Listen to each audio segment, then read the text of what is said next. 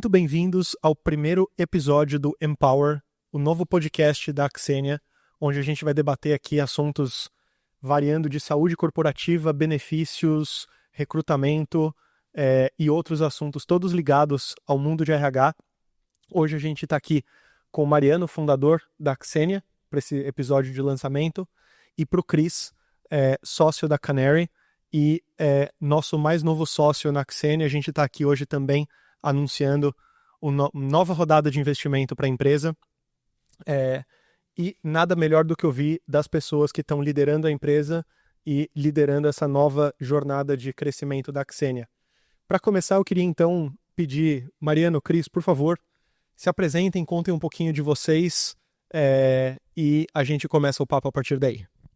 Eu sou Mariano, tenho uns 4 empreendimentos já, junto com a Axenia.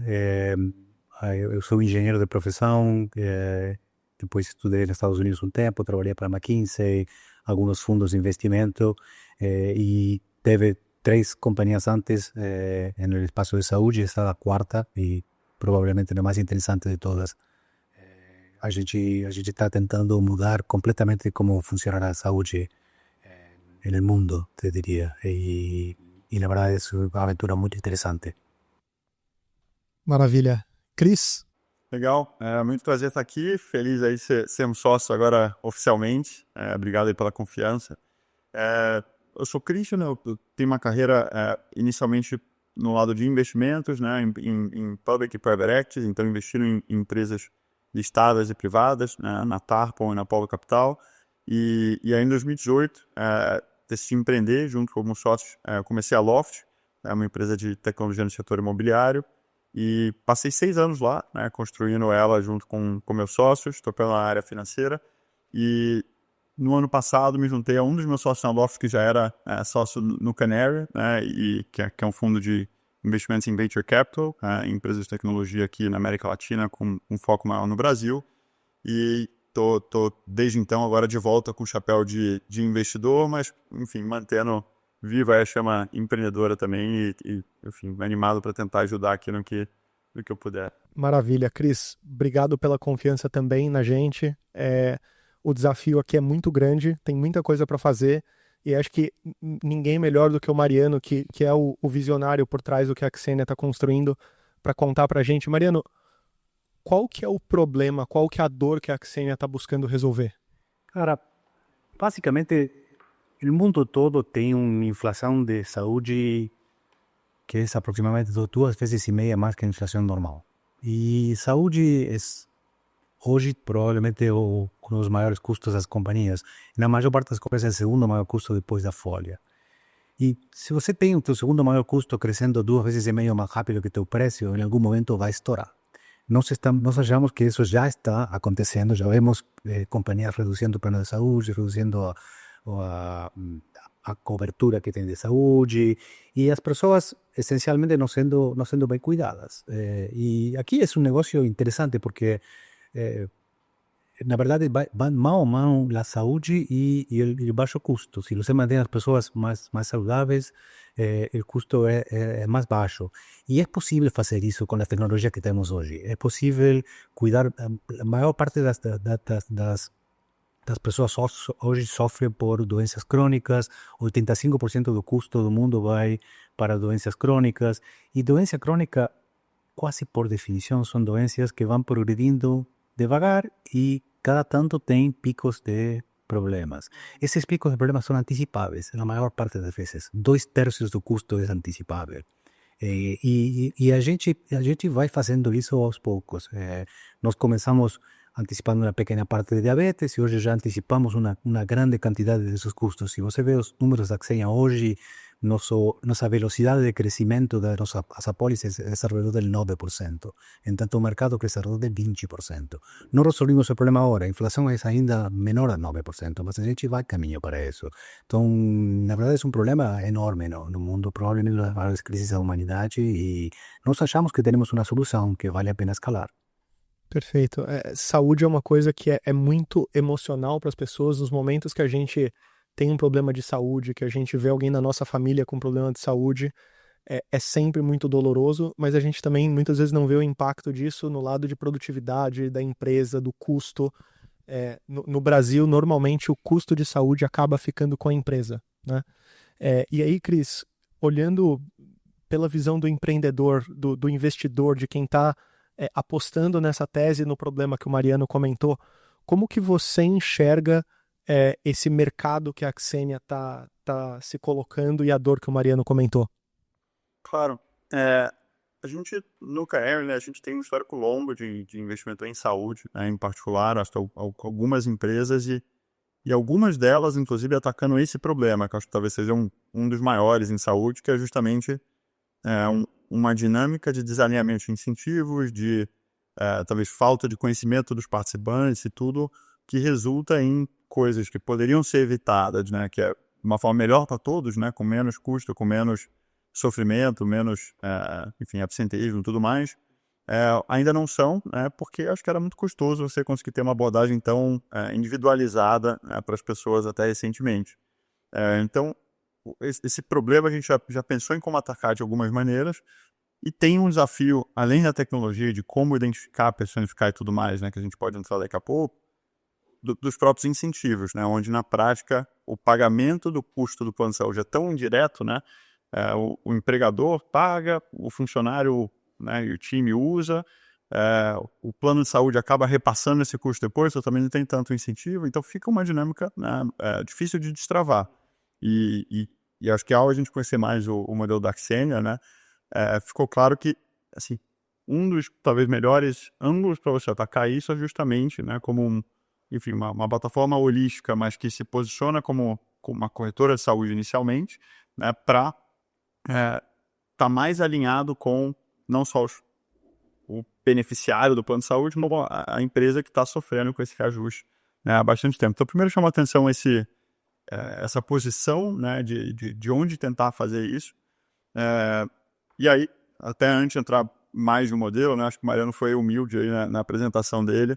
Acho que a gente ficou muito bem impressionado, não só com a trajetória do próprio Mariano, né, de muito sucesso em saúde diversas vezes, como medida que, enfim, fomos aprofundando aí na companhia, conhecendo, enfim, você e outras pessoas do time também. Vimos aqui assim, uma gama de talentos muito grande que é o que precisa, né, para atacar um problema tão grande como vocês estão atacando, né? Então, acho que tem um combo de um lugar de onde tentar resolver o problema, que a gente entende ser um bom posicionamento, um time espetacular, né, na nossa avaliação, e acho que um produto, uma forma de fazer isso muito inteligente que só é potencializado com as tecnologias que agora, né, estão disponíveis. Então, assim, estamos muito otimistas que o impacto aqui, né, vai ser muito relevante para todos, né? Obviamente, como investidores, a gente almeja o crescimento da empresa e tudo mais, mas eu acho que tem como você gerar muito valor para todos os beneficiários, para as empresas parceiras, né, que estão conseguindo ter times mais felizes e com custos mais controlados e previsíveis. E, enfim, é por isso que a gente se animou com a tese e estamos super felizes de estar aqui agora como sócio de vocês. Super legal. E acho que vocês dois foram humildes nas apresentações de ambos. Acho que esse problema que a gente vê hoje, esse desalinhamento de incentivo, esse custo, eles falam muito do estado atual, né? Quando a gente olha, e aí, Mariano, quando a gente olha para os diferenciais da Xenia para resolver os problemas que o Cris comentou, como que você enxerga a Xenia ajudando a levar a gestão de saúde corporativa por um caminho mais sustentável, que melhora a saúde e diminui custo? Eu acho que a tese geral de como se trata a saúde deste século ni siquiera es nova, talvez tem 2 décadas. A gente está falando de value-based medicine desde o ano 2000, 2002. O ponto é que até agora a tecnologia de dados para fazer isso era muito complexa. Você tinha demasiadas fontes de dados, muito difícil colocá-las juntas e muito difícil analisar elas juntas. Teve companhias no passado, e eu he participado de algumas, que a gente juntava dados e colocava médicos atrás de analisar isso. Para fazer isso del tamanho de populações que a gente tem, praticamente não tem médicos suficientes em todo o Brasil. Nós hoje, nosso sistema de AI faz umas 95 milhões de avaliações clínicas por mês. Não podíamos fazer isso 5 anos atrás sem inteligência artificial. Então, é um pouco o que Chris fala. A lógica de seguimento do paciente e de intervenção temprana é conhecida.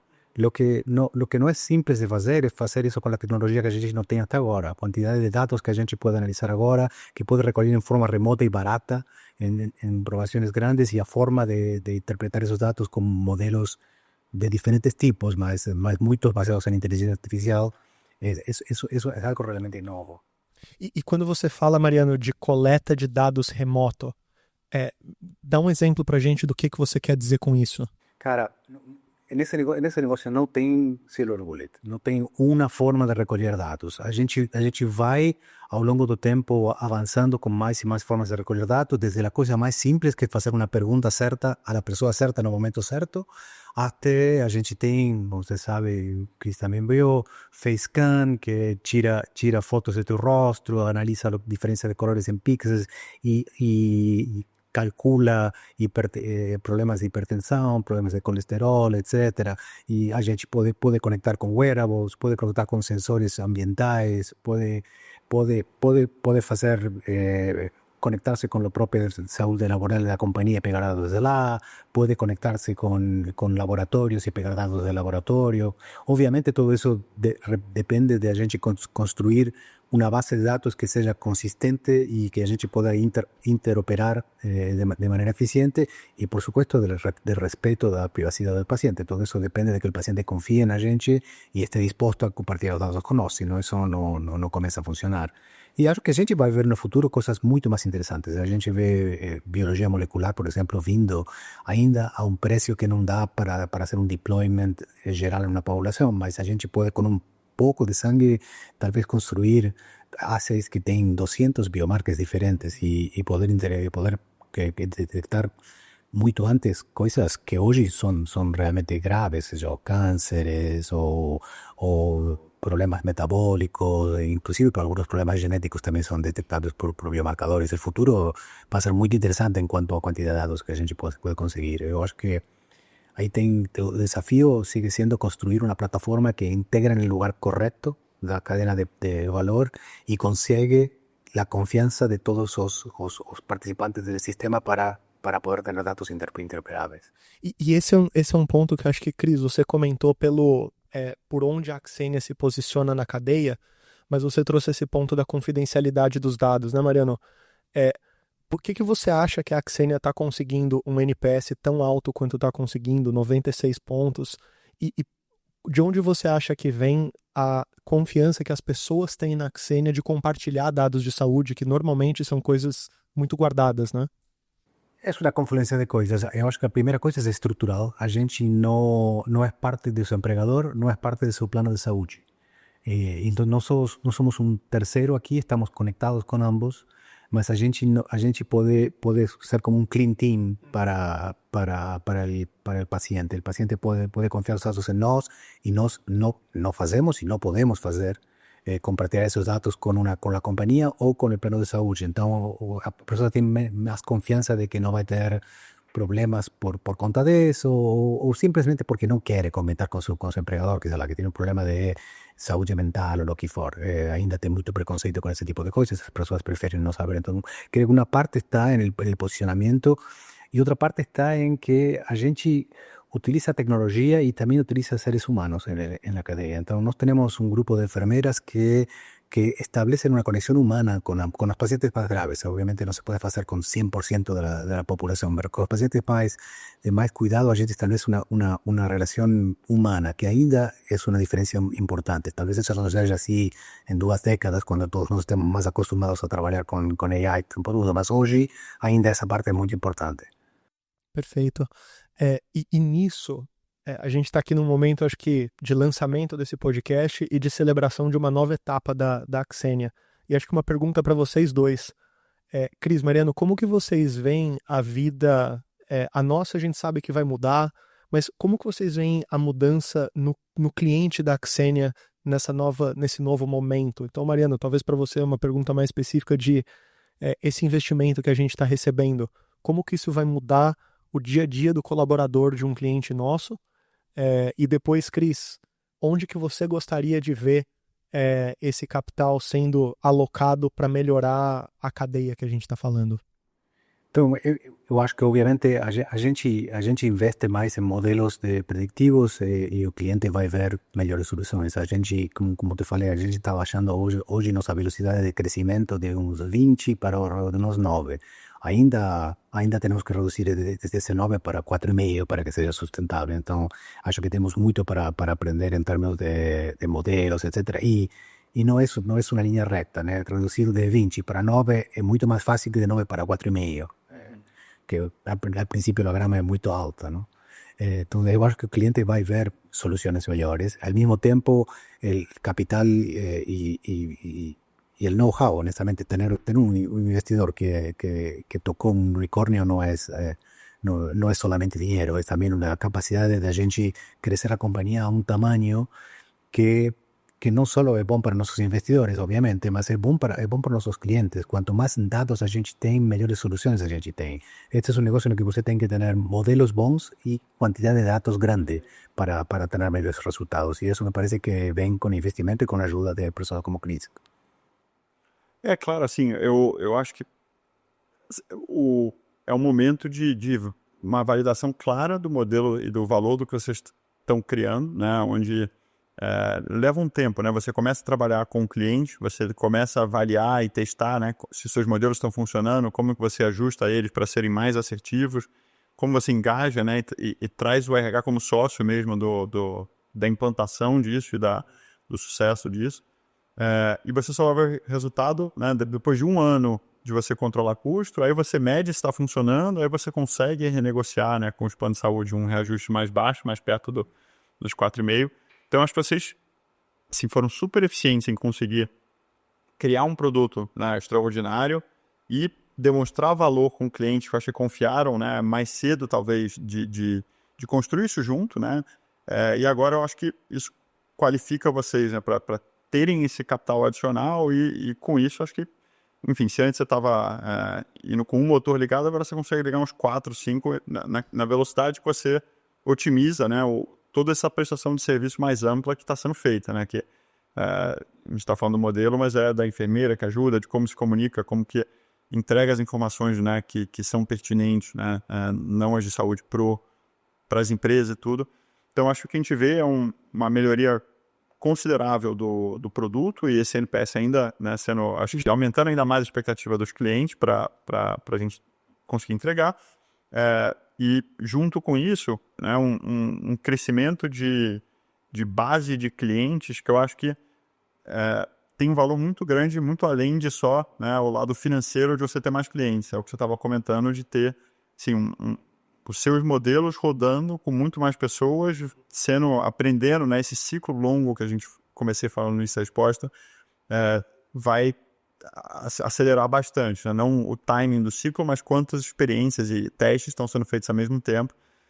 Então, assim, a nossa expectativa é um aumento expressivo aí da qualidade do produto, né, para o cliente, né? Desde o lado operacional de como é que é o dia a dia até o reajuste no final do ano e como que os funcionários vão estar, então, todos os beneficiários vão estar sendo melhor cuidados, né, por conta disso. Perfeito. E aí, Cris, no nosso processo, a gente normalmente vê o RH como o capitão dessa escolha, né? Benefícios de forma geral, RH que fica à frente.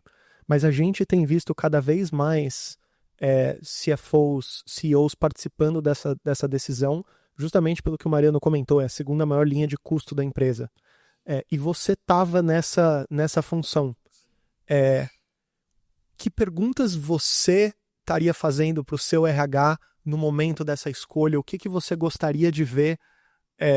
Obviamente, o sonho aqui é a melhor qualidade de cuidado possível para a população ao menor custo possível.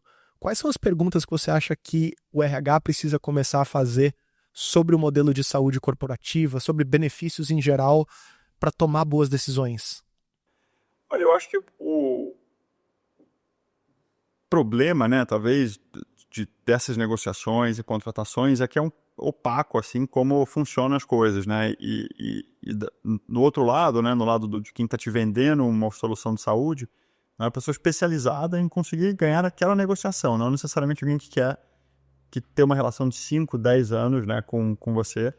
Então, acho que parte assim, eu entendo quais são os incentivos de quem está em volta, né? E se essa pessoa está aqui para talvez me ancorar num preço mais baixo inicial, que não vai funcionar, é que eu vou ter uma surpresa negativa daqui a 1, 2, 3 anos na renovação, ou que eu vou ter que restringir acesso, né, dos beneficiários a determinadas coisas. 2, assim, o modelo e a forma que eu estou oferecendo esse benefício de saúde, né, fazendo esse investimento relevante, né, em prol do meu time, está sendo sustentável, né? Assim, eu vou conseguir fazer a mesma coisa daqui a 5 anos, ou se eu só extrapolo, né, esses reajustes daqui a 3, 4, 5 anos, me torna uma conta que eu não vou conseguir pagar, né? Que não cabe no meu negócio, aí eu vou ter que comprometer qualidade para conseguir entregar, né? Então, acho que entender o alinhamento, entender como funciona essa dinâmica de que na prática, né, assim, no modelo atual, quem acaba pagando a conta do consumo é a empresa contratante, né? A empresa, o plano de saúde acaba sendo um pouco de um buffer, né, disso, e ele aguenta durante o período onde você gasta mais ou menos e reajuste. Então, ter essa abordagem mais estratégica de como que eu dou um bom serviço de saúde, né, um ótimo serviço de saúde para o meu time, mas de uma maneira onde eu não estou desperdiçando dinheiro ou um dinheiro mal gasto, né? E evitando, né, acho que no caso dos clientes da Xenia, em alguns casos, possibilitando que pessoas peguem umas coisas fundamentais para a vida delas mais cedo, eu acho que é chave. Então, passa desse conhecimento e dividindo um pouco da minha experiência na Loft, assim, eu só fui me envolver nas negociações de renovação de conta de saúde, acho que no 4º ou 5º ano. Assim, até então, era uma conta, acho que pequena o suficiente, era um time super jovem, com uma sinistralidade baixa, e aí, em 2021, de 21 para 22, teve um aumento, assim, quase 80%. Na nossa, primeiro pedido era de 120, a gente fez um mega esforço, né, de economizar custo em outras áreas, e aí chegou isso e mais do que compensou negativamente todo o que a gente tinha feito. Então foi aí que a gente começou a ter mais atenção. Confesso que eu acho que eu aprendi muito mais e me inteirei mais das opções disponíveis hoje do que eu sabia à época. Se eu soubesse, talvez teria tentado coisas diferentes mais cedo. Mas eu acho que, enfim, e falando com pares, né, que estão na cadeira financeira, né, de outras empresas, acho que está cada vez mais um tema que torna-se estratégico, não só uma decisão só do custo daquele ano, e sim um plano pelos próximos 4, 5 anos, como é que eu vou otimizar aqui os benefícios que eu dou para o meu time. Isso impacta, no fim do dia, turnover da empresa, impacta retenção, absenteísmo. E acho que a história que você conta, vocês obviamente têm sorte de estar numa empresa fenomenal que consegue segurar isso, mas tem empresas que talvez não tenham a capacidade ou o budget de tolerar um reajuste desse e acaba diminuindo a qualidade do serviço que o colaborador tem, e isso gera os problemas que a gente estava falando. Mas você comentou uma coisa, Cris, que eu queria puxar um gancho aqui e mudar para você, Mariano. Você comentou que no fim do dia quem paga a conta é a empresa e que o plano ele segura por um tempo. Mas o meu entendimento é que hoje a maioria dos vendedores de plano de saúde, eles são corretoras, mas tem um desalinhamento de interesse quase que intrínseco, que foi como a gente começou o papo hoje, né? Como que você enxerga esse mercado, Mariano? O alinhamento e ou desalinhamento entre a pessoa que te vende e o objetivo dele, né? Es un mercado que fue creado en 1950. Entonces tenemos que entender el contexto en el que fue ese mercado creado, muy diferente del contexto actual. En 1950 los problemas principales, los problemas de salud eran enfermedades agudas. Eran doenças que têm sintomas muito claros, muito evidentes, muito difícil de prever. Você podia prever com vacinas, sei lá, mas não podia ter ferramentas de control diario que te permitían al final del día mantener a la persona sana. Eso fue mudando y honestamente se montó el sistema de distribución de planes de salud montado sobre lo que eran compañías de seguros tradicionales. Todas las compañías de seguros gigantes começaram a vender planos de saúde. A partir desse momento, virou uma parte importante do negócio deles, mas eles finalmente estão distribuindo do mesmo jeito que distribuem um seguro de capo ou um seguro de incêndio ou coisas desse tipo, que são seguros que você compra pensando que a maior parte deles nunca vai utilizar. A realidade é essa. Seguro de saúde, a gente chama de seguro, mas na verdade você está comprando um serviço de saúde pré-pago que algum dia vai usar. Então, o problema é que você não sabe exatamente onde vai usar e quanto vai usar. Para um sistema que você vendia um commodity, como um seguro de incêndio, um seguro ou quase commodity, mas o único importante é a base financeira que sustentava o seguro. O seguro finalmente paga um X se a coisa acontece. É muito diferente comprar um seguro de saúde, onde você depende da qualidade desse tipo de coisas, de quanto você pode prever, etc. Foi-se criando um sistema de incentivos, provavelmente sem ninguém querer, mas um sistema de incentivos que hoje está alinhado. As corretoras foram criadas para, teoricamente, ajudar as companhias a escolher planos de saúde, mas teóricamente servem às companhias, ou seja, servem ao comprador, mas são pagos pelo vendedor. E inevitavelmente isso gera um conflito de interesse bastante grande. É bastante claro que se você cobra porcentagem de lo que você vende, você vai querer vender algo mais caro, não algo mais barato. Não tem muito incentivo em gerar algo mais barato. Eu acho que isso vai mudar. Eu acho que isso não é sustentável e que vai mudar. Nós estamos já mudando isso, nos alinhando ao custo, à redução de custos de nossos clientes. Eu acho que até agora não tínhamos ferramentas para fazer isso. Agora temos tecnologia, temos dados, a gente pode agir sobre o custo e eu acho que o mundo vai mudando para esse lado.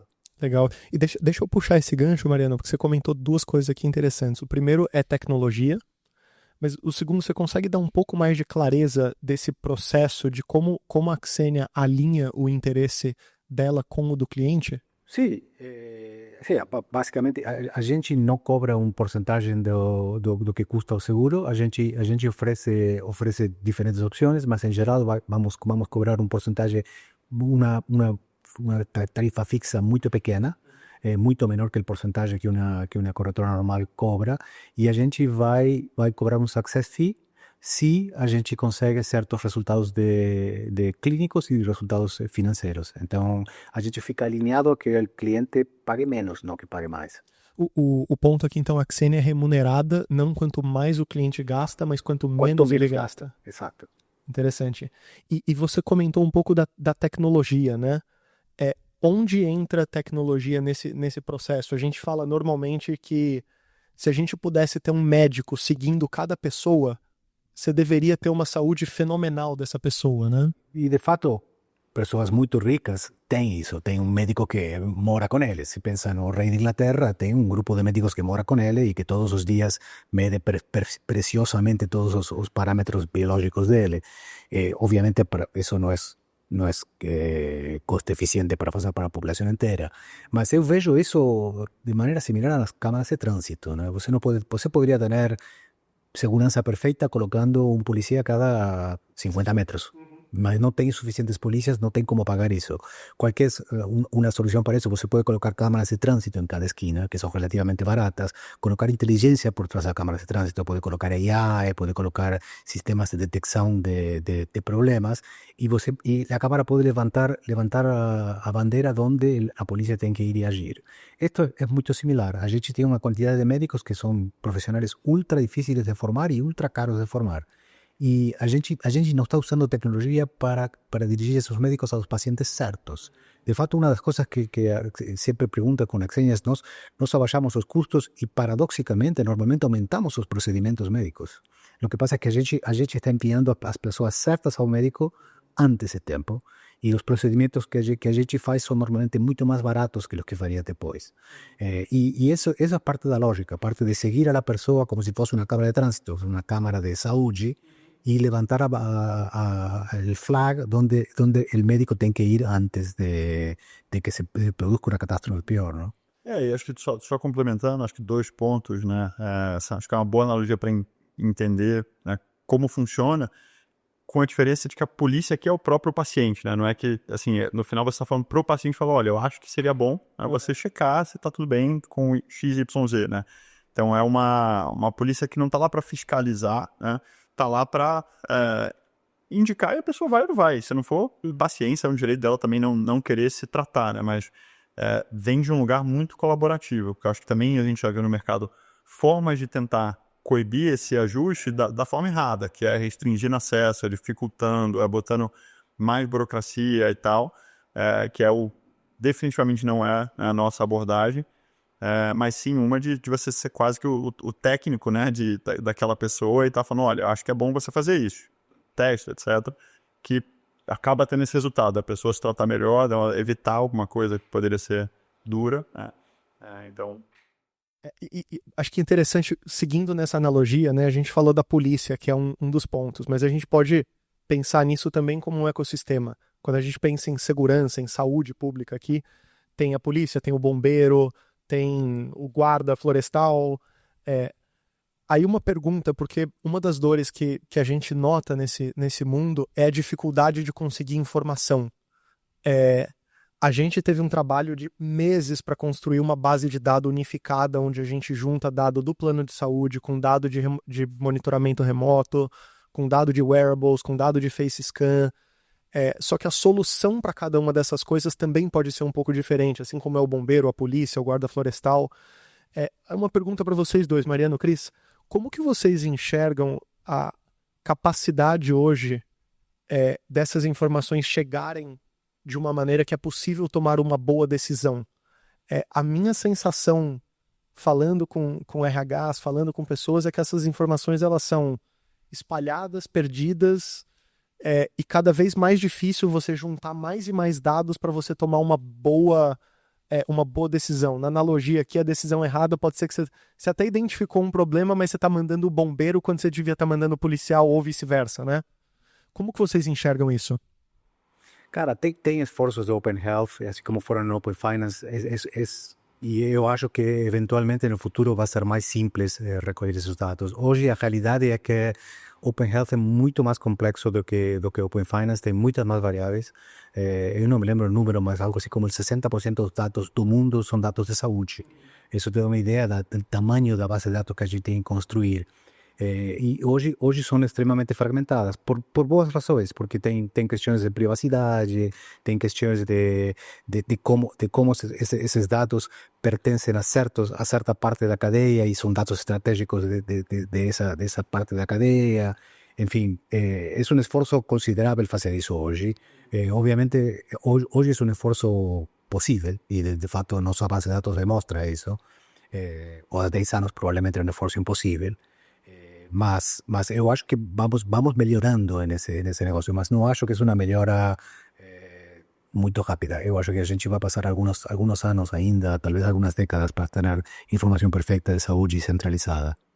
Eu concordo e acho que uma coisa que nos atraiu, né, muito aqui, eu acho que foi, enquanto não tem isso de uma forma estruturada e centralizada, né, como vocês conseguiram criar, né, formas de plugar e trazer essas informações suficientes que são, né, que te possibilitam tomar essas boas decisões ou recomendações, sem onerar tanto as empresas parceiras, né, sem onerar o RH, ou seja, eu acho que separando esse desafio, né, que nós temos aqui de ter dados para tomar uma decisão, tomar uma boa decisão, comunicar essa boa decisão e por aí vai, né, assim, eu acho que a inteligência artificial possibilita que todas as etapas sejam muito mais eficientes do que já foram anteriormente, né?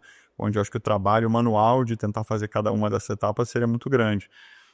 Então, assim, não acho que a gente pode se dar o luxo, né, como qualquer empresa, de esperar esse Open Health chegar, né? E o que a gente gostou muito aqui, eu acho que é a capacidade de vocês tiveram, né, de serem criativos e puxarem dados relevantes o suficiente de uma forma low touch o suficiente para quem está como contraparte, que tem, enfim, 1 milhão de outras coisas para pensar e fazer, né? Perfeito. Essa é uma dor que a gente nota, Cris, de a dificuldade que os times de RH têm de consolidar todos esses dados, Porque muitas vezes os times de RH não têm pessoas de dados, não têm pessoas de engenharia de dados para juntar todos esses dados. E como as soluções elas são fragmentadas em vários planos, em vários adicionais, um seguro farmácia, um odonto, o time ele acaba não tendo o dado que ele precisa para tomar uma boa decisão. E a gente cada vez fala mais de RHs estratégicos. Tem uma frase que é: você não consegue melhorar o que você não consegue medir. Então, no mínimo do nosso lado, a gente sempre busca como que a gente tenta melhorar a nossa capacidade de tomar boas decisões, e isso passa por dado. E é importante comentar isso, porque tecnologia, hoje em dia a gente vê muita gente falando de AI, vê a gente falando de tecnologia, mas o hype da AI que a gente está vivendo, a gente vê gente colocando AI em todos os lugares.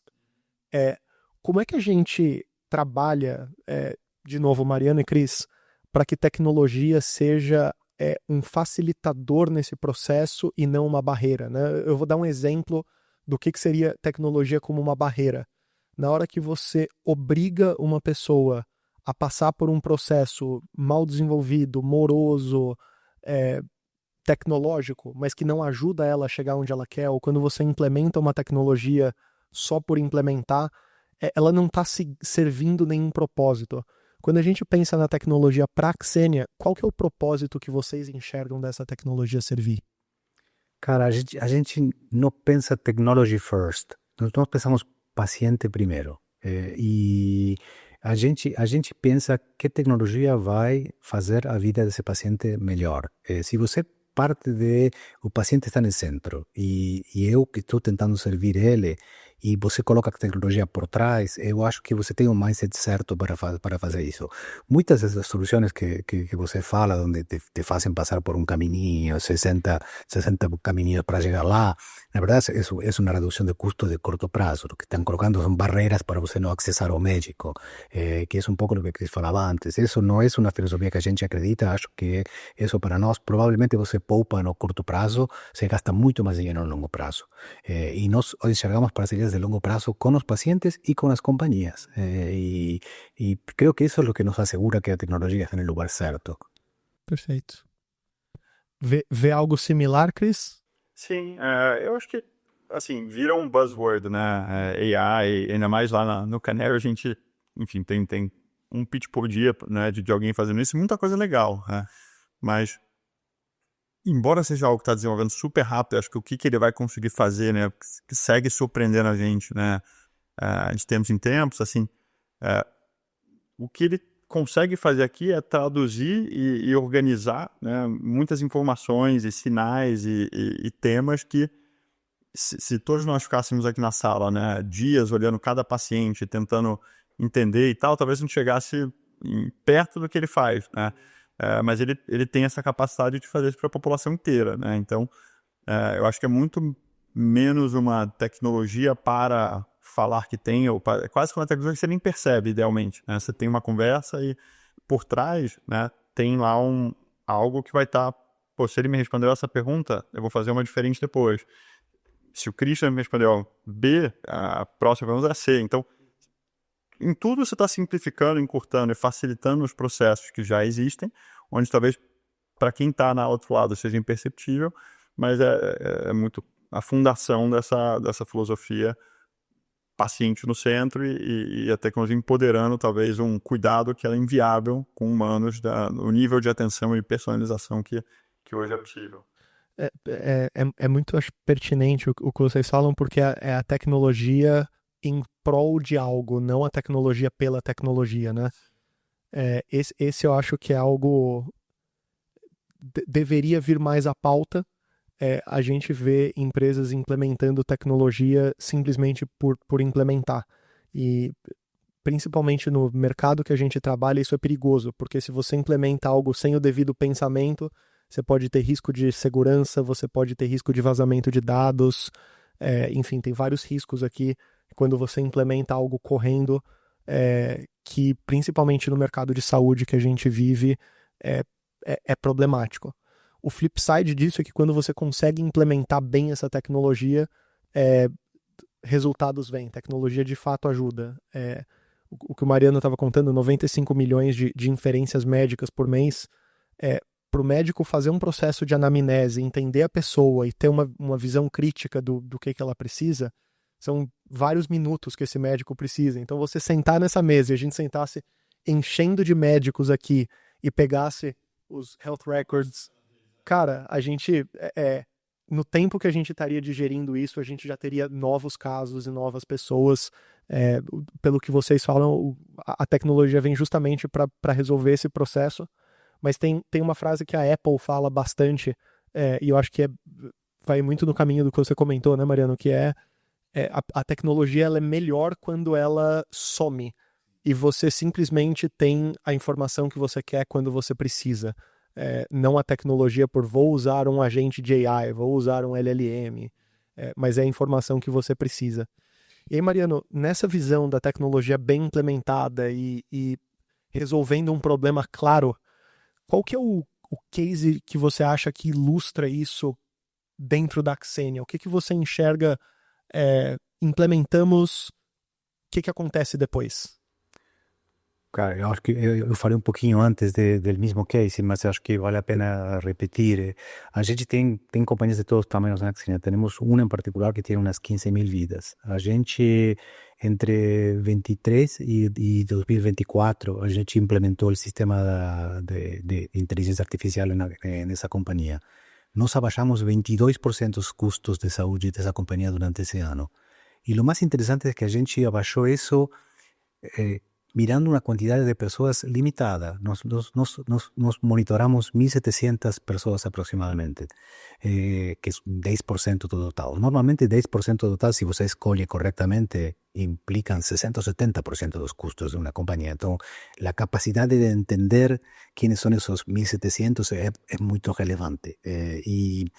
E a gente, desses 1.700, a gente tinha dois grupos. Um grupo que era monitorado, e volta a minha questão de ser humano. Um grupo que era monitorado unicamente por inteligência artificial. Esse grupo abaixou de custos, mas abaixou 2%. Em um mercado que aumenta 20%, é um lindo número. Mas o grupo que era monitorado por enfermeras e tecnologia abaixou 38% o custo. Ese grupo aumentó, los números que yo falei antes, aumentó la cantidad de procedimientos en 13%. Cada procedimento, porém, abaixou de custo 50% cada um. Então, a gente mandou as pessoas mais no médico. Ao contrário do que você falava de colocar uma barreira de acesso ao médico, a gente, de fato, mandou mais ao médico a esses pacientes. Mandando a la pessoa certa, al médico no momento certo, você gasta a metade de lo que gastaba antes. Y eso ese es finalmente el secreto, tratar de que las personas no lleguen al punto en el que están tan doentes que hay que gastar mucho dinero en ellas, sino que fiquen más saudáveis por mais tempo. Né? Perfeito. Eu tenho uma última pergunta para os dois, mas se a gente se transporta para o futuro e olha daqui a, sei lá, não sei dizer o tempo, mas 10, 15 anos, quando a Xenia tiver estabilizada, gigante no mercado. Vamos imaginar que todas as vidas de saúde no Brasil estão sob gestão da Xenia. Como vocês imaginam que vai ser esse mundo onde todas as vidas do Brasil e do mundo estão geridas pela Xenia? Como seria isso? Cara, eu vou sonhar aqui um pouquinho, mas hoje o mundo gasta em saúde 10 trilhões de dólares. Mais ou menos 70% de isso é evitável. Esses são números da WHO, são números que saem de muitas organizações. E são evitáveis porque a gente poderia tratar essas doenças antes. Com um sistema, como se fala, dentro de vários anos, quando seja perfeito, etc., se poderia abaixar, tranquilamente poderia pensar que está abaixando 5 trilhões. Meu sono não é que a gente abaixe 5 trilhões, sino que a gente cubra de saúde a outra metade da humanidade que hoje não tem saúde. Então, a gente está aqui em um caminho que poderia perfeitamente resolver o problema de saúde do mundo inteiro. Talvez não somente a Xenia, talvez terão algumas outras companhias que façam coisas similares, mas me parece que é o caminho por el que a gente tem que percorrer se não quer, sinceramente, perder a capacidade de manter a nossa população sana. Vocês dois trouxeram esse ponto de maneiras diferentes, né, Cris? Você comentou um pouco da diferença no processo e você agora com essa visão, Mariano, mas ambas transparecem para mim inclusão, no sentido de você conseguir cobrir mais percentual da população. Obviamente, quando a gente pensa numa pessoa que tem um ótimo plano de saúde, pode ir num num hospital ou em um laboratório com facilidade, tira o dia off do trabalho e vai fazer um check-up. Essa pessoa muitas vezes ela vai conseguir se cuidar, mas a pessoa que não está nesse lugar e que precisa marcar com antecedência e que demora tempo para conseguir e que talvez o aparelho de mamografia não é perto da casa dela e ela tem uma dificuldade de locomoção, essa pessoa hoje ela está extremamente mal cuidada e essa ainda está muito melhor cuidada do que os 50% de pessoas que vocês não falam. Então a visão aqui é se a Axiania for muito bem sucedida, as pessoas que hoje têm cobertura vão ter uma cobertura melhor e pessoas que não têm vão passar a ter cobertura, é isso? Eu acho que as pessoas que têm cobertura vão ter uma saúde melhor, porque a gente vai poder utilizar essa cobertura de uma maneira mais eficiente.